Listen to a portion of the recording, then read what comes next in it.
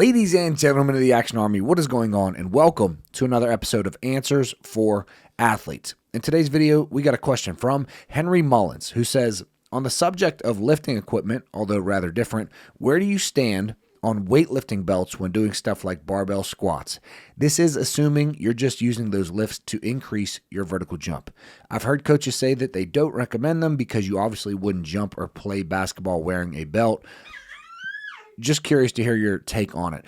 On another subject, I have a tendency to get lower back tweaks every now and again when doing heavy back squats, and I'm considering getting a belt squat machine instead. Have you used one? If so, would you recommend it?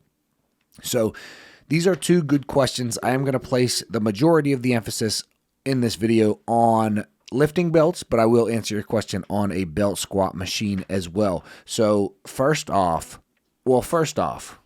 like this video, subscribe to the channel, and leave your question down below if you want me to answer your question in a video just like this. And there's a link down below in the pinned comment and the description of this video with access to my advanced training programs.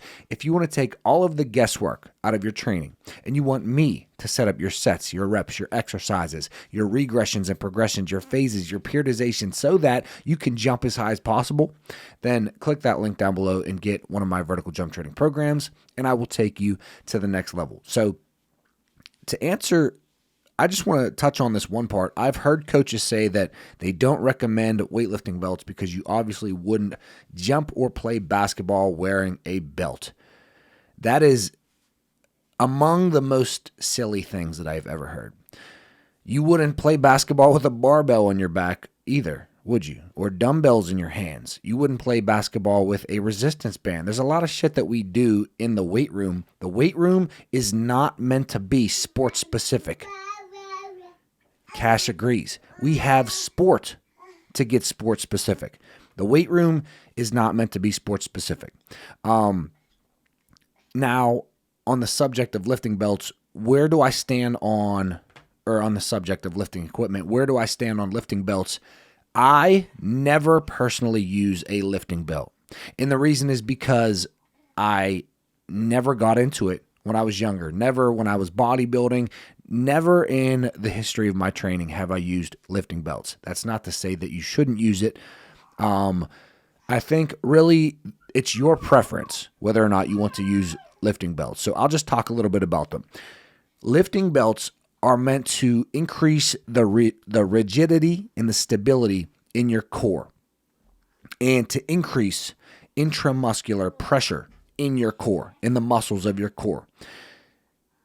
Now, most people either use them wrongly or don't know why they're using them at all. Some people like to use them for injury prevention, which there's not much data to support that they actually prevent injury. But when you use a lifting belt, you don't want to put it on too tight. You want to make sure that you can put your thumb in there. And what you actually do is you expand your stomach with air. So you take a big breath in, and then you brace your core as if somebody's going to punch you in your core, right? And then you do your rep. And what this can actually do is allow you to lift more weight. So because you expand your core and there's the belt there pressing back against it, and you can improve or increase the stability in your core, the rigidity in your core. When you are wearing the belt, this is not to say that you are actually increasing the stability in your core. This is it's not a false sense. It actually happens. You are actually stabilizing your core, but this isn't like a replacement for core exercises or core training. Obviously, you guys know that, but you can actually lift more weight with a belt. It's very similar to using straps for a deadlift. You can lift more weight. So some science has actually shown that because you can lift more weight, you can actually get more power production and more force production by using a belt. So because you can lift heavier, you can actually get a little bit stronger. Now, if you're a beginner, 100% do not use a belt. Do not use a belt as a beginner. Why? Because you need to learn how to brace your core by yourself.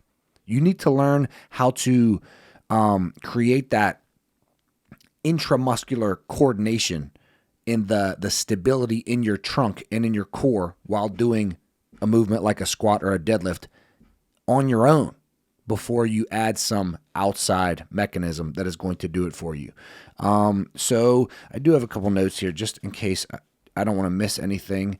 If you have just gotten hurt, right?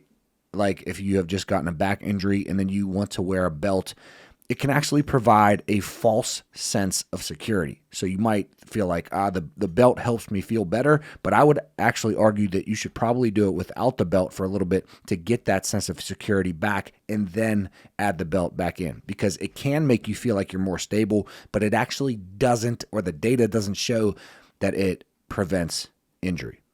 Not prevents, is more likely to reduce injury. Nothing prevents injury. Like there's nothing that actually completely prevents it. You guys know what I'm saying. Reduce injury is what I meant. Let's see. Not for I think I've pretty much touched on everything, but my final answer is you are going to want to wear a belt if you like wearing a belt. If you don't want to wear a belt, you don't have to wear a belt. Is it going to help you increase your vertical jump? I would say probably slightly, very minimally, since you can actually squat more weight or deadlift more weight.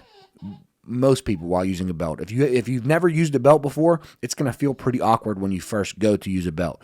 And if you use a belt all the time, it's going to feel awkward when you take that belt off. So a mix of using a belt and not using a belt is probably best.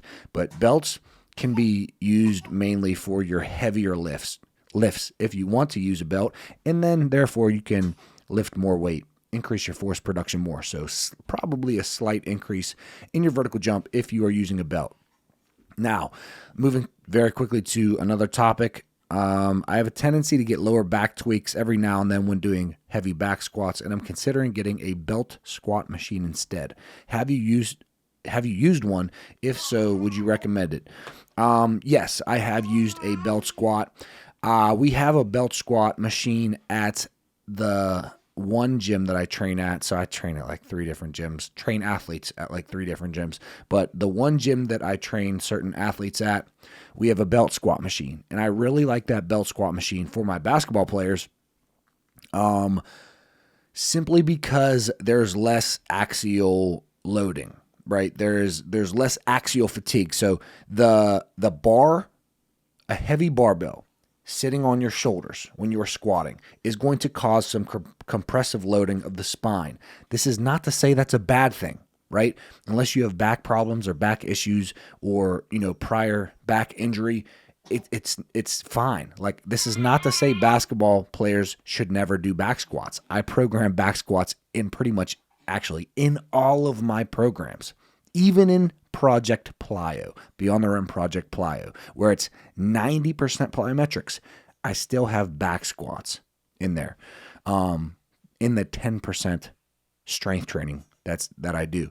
But a belt squat machine will reduce that axial fatigue. It will reduce that compressive. Well, it'll pretty much get rid of that compressive loading of the spine from the barbell being on your back. So belt squats, if you do get some tweaks, are going to be a really good alternative for back squats. So I have used it. I use it with some athletes. Highly recommend it. It's a very good machine. It places all the emphasis on your lower body, and you don't have to worry about any compressive loading or your upper body or holding the barbell on your shoulders or any of that.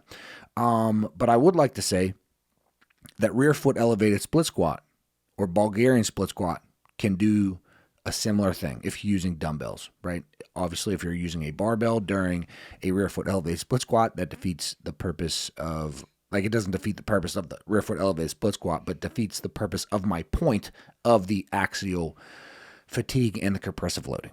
Hope that made sense to everybody. So belt squats, yes, highly recommend, can reduce everything that I just said. I don't want to keep yapping, but if you do have issues with your back, a belt squat is an excellent alternative to back squat.